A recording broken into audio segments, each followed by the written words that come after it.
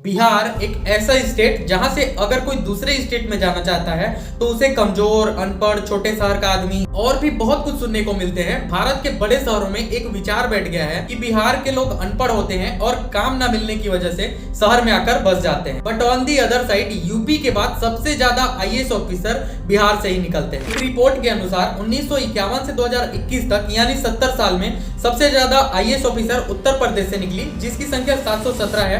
वही दूसरे नंबर पर बिहार है जहां से 452 आईएएस ऑफिसर निकले हैं। बट इसके बावजूद भी लोग बिहार को क्यों एक अलग नजरिए से देखते हैं, चलिए जानते हैं। करने के लिए गए थे, लेकिन ऑटो वाले बोले कि से तुम्हारे भैया लोगों को तो मार कर भगाना चाहिए।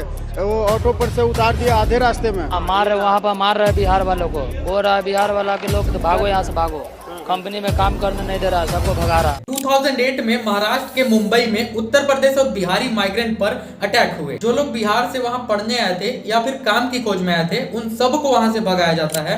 यहाँ तक कि जिनके शॉप थे उसे भी बंद कर दिया जाता है। 2023 में मनीष कश्यप, जो कि बिहार के यूट्यूबर भी हैं, उनके द्वारा एक फेक वीडियो बनाया जाता है जिसमें वो दिखाते हैं कि बिहारी मजदूरों पर तमिलनाडु में किस प्रकार से हिंसा किया जा रहा है। हालांकि उसके बाद मनीष कश्यप को गिरफ्तार कर लिया जाता है। बिहार में अनएम्प्लॉयमेंट पिक पर है। यहाँ से कई लोग मुंबई, दिल्ली जैसे बड़े बड़े शहरों में काम करने के लिए जाते हैं और यही कारण है कि बिहार में लोकल्स के बाद सेकंड लार्जेस्ट जो लेबर फोर्स है वो बिहार के लोगों की। अब अगर किसी स्टेट में दूसरी स्टेट के लोग भर जाएंगे तो वहां के लोकल्स के लिए कंपटीशन बढ़ जाएगा और यही रीजन है कि बाहर के लोगों को दूसरे स्टेट के लोगों से भेदभाव फेस करना पड़ता है। इंडिया में बिहार ही एक ऐसा स्टेट है जहां पॉवर्टी रेट सबसे ज्यादा है।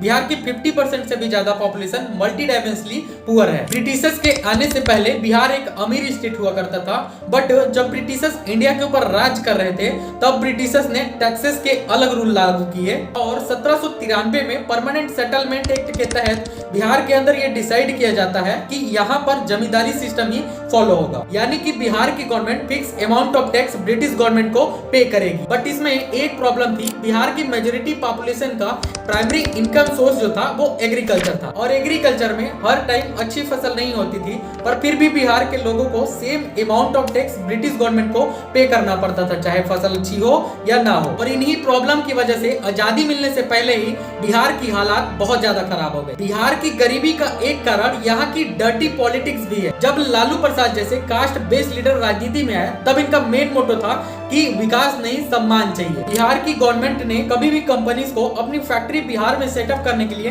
फोर्स नहीं किया और ना ही कोई ठोस कदम उठाए ताकि बिहार में फैक्ट्रीज बन सके और बिहार के लोगों को रोजगार मिल सके। एक कारण ये भी है कि रोटेशन की कॉस्ट बचाने के लिए कंपनीज बिहार में अपनी फैक्ट्री सेटअप नहीं करते and this is the big reason कि most of the population unemployment रह जाती है और इसीलिए मेजोरिटी लोग दूसरे स्टेट में जाकर बस जाते हैं। Thank you so much for watching. I will see you in the next one. जय हिंद।